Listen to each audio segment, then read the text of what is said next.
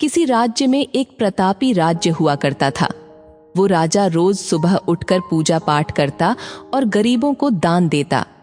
अपने इस उदार व्यवहार और दया की भावना की वजह से राजा पूरी जनता में बहुत लोकप्रिय हो गया था। रोज सुबह दरबार खुलते ही राजा के यहाँ गरीब और भिखारियों की लंबी लाइन लग जाती थी। राजा हर इंसान को संतुष्ट करके भेजते थे। किशन और गोपाल नाम के दो गरीब भिखारी रोज राजा के यहाँ दान लेने आते। किशन और गोपाल राजा जब किशन को दान देता तो किशन राजा की बहुत वाहवाही करता और राजा को दुआएं देता। वहीं जब राजा गोपाल को दान देता तो वह हर बार एक ही बात बोलता, हे ईश्वर, तू बड़ा दयालु है, तूने मुझे इतना सब कुछ दिया। राजा को उसकी बात थोड़ी बुरी लगती।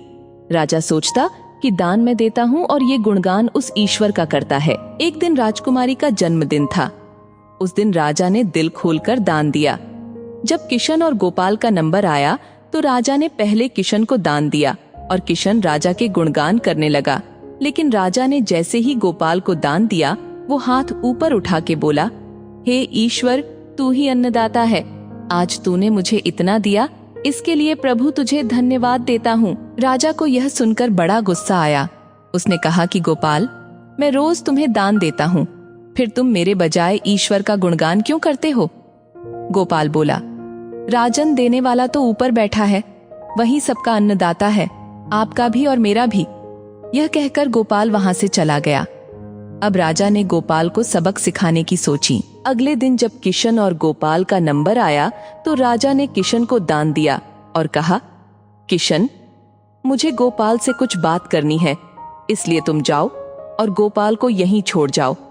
और हाँ, आज तुम अपने पुराने रास्ते से मत जाना।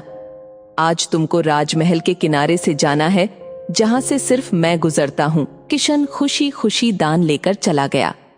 राजमहल के किनारे का रास्ता बड़ा ही शानदार और खुशबू भरा था। संयोग से राजा ने उस रास्ते में एक चांदी के सिक्कों से भरा घड़ा रखवा दिया था।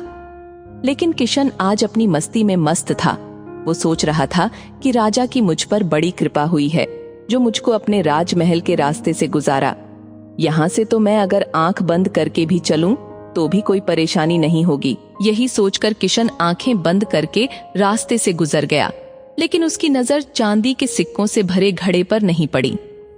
थोड़ी देर बाद राजा ने गोपाल से कहा कि अब तुम जाओ, क्योंकि किशन अब जा चुका होगा, लेकिन तुमको भी उसी रास्ते से जाना है जिससे किशन गया है।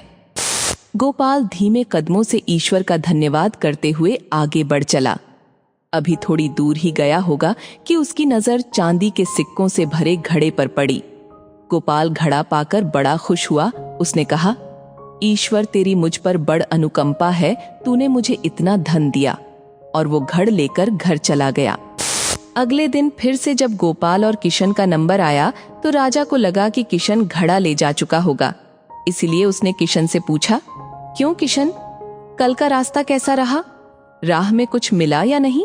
किशन ने कहा, महाराज, रास्ता इतना सुंदर था कि मैं तो आंखें बंद करके घर चला गया, लेकिन कुछ मिला तो नहीं। फिर राजा ने गोपाल से पूछा तो उसने बताया कि राजा, कल मुझे चांदी के सिक्कों से भरा एक घड़ा मिला। ईश्वर ने मुझ पे बड़ी कृपा की। राजा किशन से बड़ा गुस्सा हुआ। उसने कहा कि आज मैं तुझे धन नहीं दूंगा, बल्कि एक तरबूज दूंगा।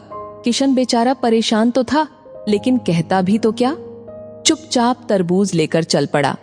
उधर राजा ने गोपाल को रोजाना की तरह कुछ धन दान में दिया। किशन ने सोचा कि इस तरबूज का मैं क्या करूंगा, और यही सोचकर वो अपना तरबूज एक फल वाले को बेच गया।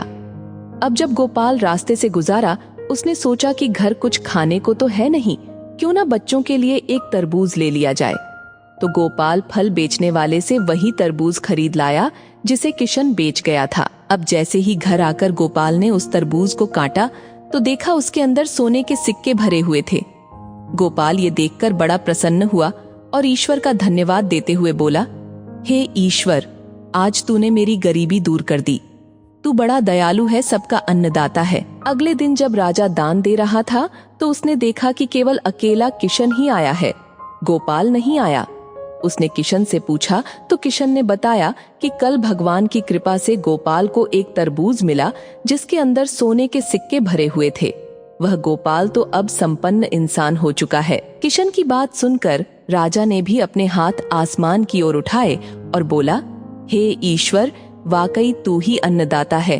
मैं तो मात्र एक जरिया हूँ, तू ही सबका पालनहार है। राजा को अब सारी बात समझ आ चुकी थी।